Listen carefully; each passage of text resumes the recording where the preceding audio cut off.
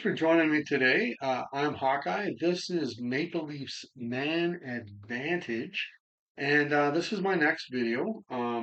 They're clamoring. They need to get through the 70s here with the Leafs, so on we march. Onward we march. We're going to get into the 1976-77 season, and my video today, I'm going to talk about a few deals that the Leafs made before the season took off. And I'll say this to get this out of the way. I would appreciate it if you like the video to hit like.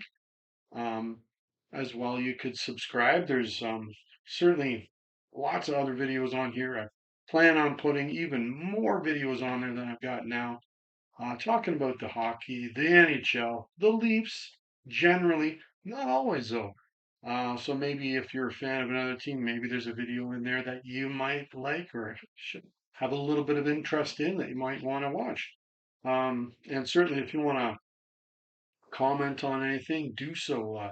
I appreciate that. It's always awesome to talk some hockey.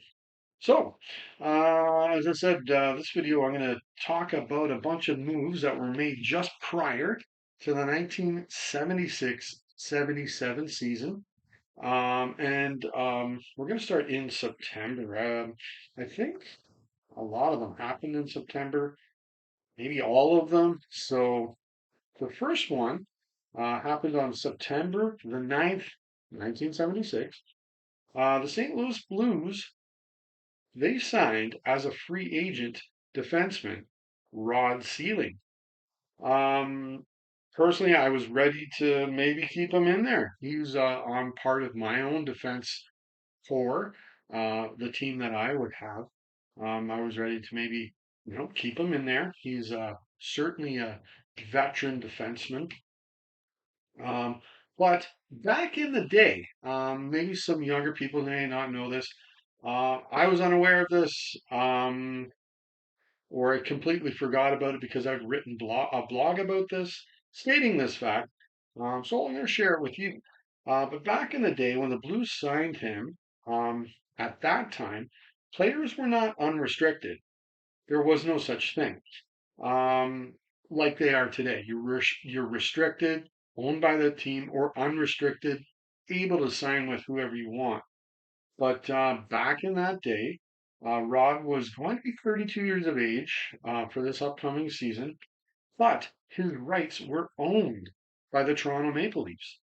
Even though he had no contract with the Leafs to play with them or a contract to, well, do just that, his rights were still owned by the Leafs, though. Um, yeah, interesting, right?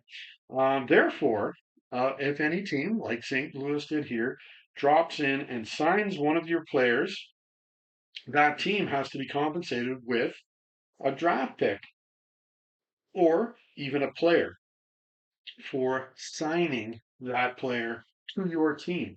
Now, that all changed in 1995. In my life, that wasn't that long ago. Some people, that's like, that was before I was born, man. But, you know, in thinking, well, that's 30 years. Um, you're now unrestricted or restricted. But that changed at that time. Um, so that, everything changed for the player. And it's definitely good for the player now. They can write their own passage. They're able to do whatever they want with their career once, those contracts end. So, in the end, the Leafs received St. Louis's 1977 second round draft pick. So, Sealing will still go on to play 196 games, score 4 goals, add 46 assists for 50 points. The Leafs, though, with that pick, they ended up drafting Joel Quenneville. Now, Quenneville, perhaps he may not have had the offensive flair that Sealing had early on in his career. No matter. Quenneville would go on to have a nice, lengthy career, and certainly makes this free agent signing by the Blues worth it, or this trade, really. Um, and so there you go. I'm going to have a free D spot, but with all these D men I've been drafting in the previous draft, maybe one of them will fit in there, or somebody else I've already drafted can go in there as well. So that's the first move there. And then on September the 15th, 1976, the Maple Leafs worked out a deal with the Colorado Rockies, a team that they, through the years, worked out quite a few deals with. They worked out another here. Colorado acquired goaltender Doug Favell, while Toronto received cash in return. Now, I can't lay this all on Doug's feet here, but the trade that said Bernie Perron back to the Flyers, in return, Toronto received Favell. Um, I gotta say that was probably the worst trade of the 1970s for the Toronto Maple Leafs. Um, I'm not sure, maybe even if Bernie Perron just did not want to play in Toronto, my guess is it was because of Harold Ballard. Um, yeah, it still was a horrible trade. You traded, um, well, he was going to win two Stanley Cups, two Conn Smythe trophies, and be an A1 goalie in Philly. But Favell went on to win 26 games in Toronto over the course of 3 seasons. He had an 888 save percentage and a 3.54 goals against average. But his last 2 seasons in Toronto were not very good at all.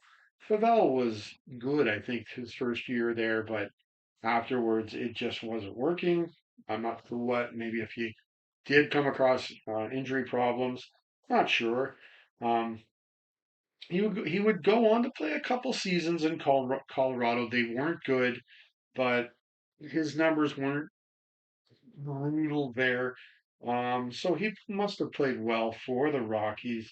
He went on to play 84 games there. He won 21, tied 17, had an 886 save percentage, 3.85 goals against, and he had one shutout for the Rockies. Now, um, yeah, I, I, I would have said at the time, I'm guaranteeing that I wouldn't have made that trade to trade Perrant for Favell. But at this point, I'm going to give this one the green light. That's okay. Um, we need different goaltender options in Toronto and give Favell a chance to play in Colorado, where he's going to get some time between the pipes. So it'll work for everybody there, and give that one a green light. So on September the 27th, the Leafs worked out a deal with the Washington Capitals that saw the Leafs acquire defenseman Blair McCasey for an undisclosed amount of cash. In the end, Blair just played one game for the Leafs this upcoming season with 2 penalty minutes. I give this trade the green light. Doesn't matter. It doesn't really come out either way. It's fine. Whatever. No, no big deal there.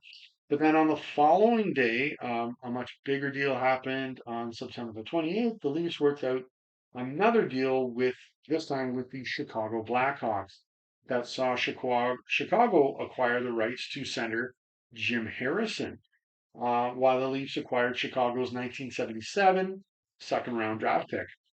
Jim had actually been playing the last 4 seasons in the WHA, but he was ready to jump back in the NHL. He would go on to play another 110 games in the NHL, scoring 24 goals, adding 36 assists for 60 points and 150 penalty minutes. I swear I'd already traded Harrison on my club before he jumped over to the WHA. It doesn't matter. But I still, for the Leafs, give this the green light, as I'm sure Jim Harrison did not want to play in Toronto. Let's see. Probably because of Harold Ballard. He was bad mouthing a lot of the players that were going over to the WHA. And my goodness, there were a lot of them that were Leafs that went over there through the years. For example, Bernie Perron, Dave Keon, Paul Henderson, Rick Lee. That's just off the top of my head. And I don't think he had very nice things to say about that league or the players, going over to that league. So in the end, for the draft, the Leafs ended up drafting defenseman Bob Gladney. He went on to play only 14 games with 1 goal, 5.66 points. Um, Unfortunately, that's not really making it worth it. But hey, you know what? I'm in a good mood. I'm going to give it a green light, anyways. Let's give Jim the chance to play in the NHL. He's got a little bit left in the tank. Let him go. So those are the deals that were happening before the 1976-77 season. And my next video, I'm going to talk about that very season, see how the Leafs did, see how the standings worked out and everything like that, and maybe take a look at my own team, who's going to be on it, and what's going on there. So until next time, go Leafs, go.